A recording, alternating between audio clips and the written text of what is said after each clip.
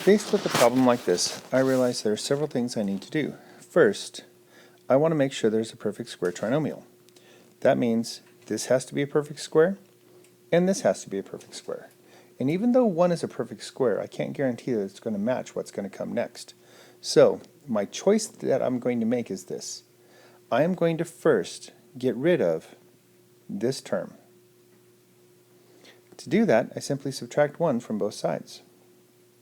That will leave me with 2x squared minus 3x equals negative 1. Now, I still have to deal with the fact that this is not a perfect square. So in order to handle the fact that I don't want a 2 here, I like the x squared, that's a perfect square. But I don't want this 2.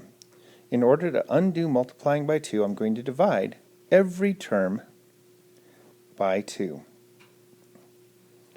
After I've done that, I'm left with x squared minus 3 halves x equals negative 1 half. So, since I have x squared minus 3 halves x equals negative 1 half, I remember that in order to complete this square, I need to focus on this middle term.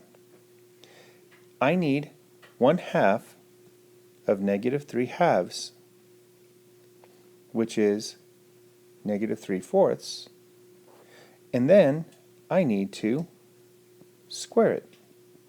That's going to give me 9/16. I need to add 9/16 to both sides of this equation. So here's what that's going to look like. X squared minus 3 halves x plus 9/16 equals negative 1 half plus 9/16. Now the entire reason I completed the square was so I could factor a perfect square trinomial. I know that this is going to factor as x minus 3/4 quantity squared. And on the other side, I can combine like terms by adding the term negative 1 half to 9/16. Negative 1 half is actually 8/16. Negative 8/16 plus 9/16 should give me a value of 1/16. Now I remember that I can simply take the square root of both sides of this equation. When I do that, I'll be left with x minus 3/4 on this side and positive and negative square root of 1/16. The square root of 1 is 1. The square root of 16 is 4.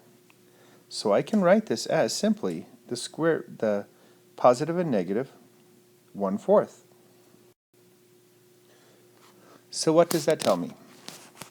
That tells me that one of the roots must be at x minus 3/4 is positive 1/4. And it tells me the other one is at x minus 3/4 is at negative 1/4. So I can solve each of these. Add 3/4. I'm left with x equaling 1/4 plus 3/4 should give me 4/4, which is 1. On the other side, add 3/4, add 3/4. That should give me x equals negative 1/4 plus 3/4 is positive 2/4. Well, that's just 1 half. So my solutions are